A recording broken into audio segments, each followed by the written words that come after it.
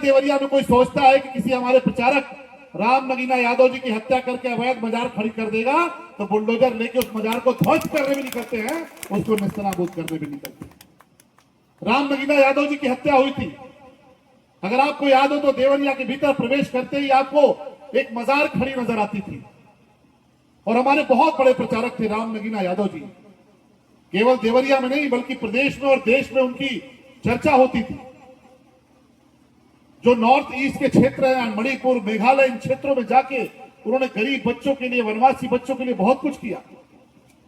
और जब ये देवरिया की मजार बननी शुरू हुई, जब अवैध मजार बनने का काम शुरू हुआ, राम नगीना यादव जी ने उसका विरोध किया। राम नगीना यादव जी ने कहा कि नहीं, अवैध है, सरकारी भूमि पर है, पीडब्ल्यूडी की भूमि पर है, इसको बनना नहीं चाहिए। और परिणाम यह हुआ कि एक दिन अचानक राम नगीना यादव जी की बेरहमी से हत्या कर दी गई, बेरहमी से उनका कत्ल कर दिया गया। और यह कत्ल इसलिए हुआ कि दोबारा से कोई उस मजार के खिलाफ आवाज न उठा पाए। इस हत्या का दुष्परिणाम यह हुआ कि जो भी लोग मजार के खिलाफ बोलते थे, उनकी आवाज बंद हो गई। लोग दहशत में आ गए, लोग खौफ में आ गए। न तो राम नगीना यादव जी की आत्मा को शांति मिली और न देवरिया को न्याय मिला। लेकिन गौरी बाजार के लोगों ने, देवरिया के लोगों ने आशीर्वाद देकर जब भेजा, तो राम नगीना यादव जी की हत्या का अधूरा इंसाफ और देवरिया में प्रवेश करते ही यह अवैध मजार मेरी नजरों में खटकती थी। आपके आशीर्वाद से उस मजार को हमेशा हमेशा के लिए नेस्तनाबूद कर।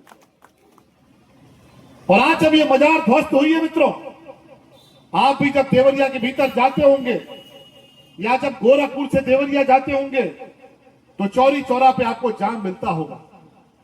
चौरी चौरा पर एक रेलवे ओवरब्रिज बना हुआ है, लेकिन वो ओवरब्रिज एक लेन का है, यानी दोनों तरफ से खाली गाड़ियां जा सकती हैं। ट्रैफिक बहुत ज्यादा है, चौरी चौरा में जाम लगता है। देवरिया में जब आप प्रवेश करते हैं तो देवरिया में भी जाम लगता है, क्योंकि ओवरब्रिज पे ट्रैफिक बहुत है।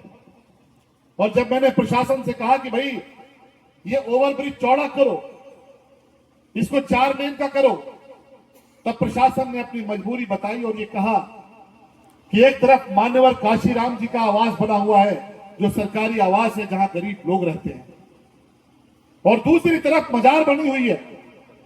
आप ही बताइए कि किस तरफ बढ़ना है। मैंने कहा मान्यवर काशीराम जी के नाम पर जो आवास बना है, उसकी तरफ तो झांकना भी नहीं है, उसको अच्छा करना है, उसको मजबूत करना है। लेकिन ये जो अवैध मजार बनी है, इस अवैध मजार को नेस्तनाबूद करके ओवरब्रिज का काम शुरू कराना है। और तब प्रशासन के लोगों ने हाथ खड़ा किया और कहा कि नहीं, एक बार मान्यवर काशीराम आवास तो हटा सकते हैं, लेकिन ये मजार कौन हटाने जाएगा? न ये मजार हटेगी और न आप काशीराम जी का आवास हटने देंगे, फिर तो ओवरब्रिज बनने से रहा, ओवरब्रिज बन नहीं पाएगा। लेकिन आज आपको ये बताते हुए खुशी हो रही है कि हम लोगों ने जैसे ही देवरिया की मजार को ध्वस्त कराया है, माननीय नितिन गडकरी जी को मैंने पत्र लिखा है, और आपके आशीर्वाद से चौरी चौरा के लिए भी और देवरिया के लिए भी ओवरब्रिज के चौड़ीकरण का सर्वे का काम शुरू कर दिया।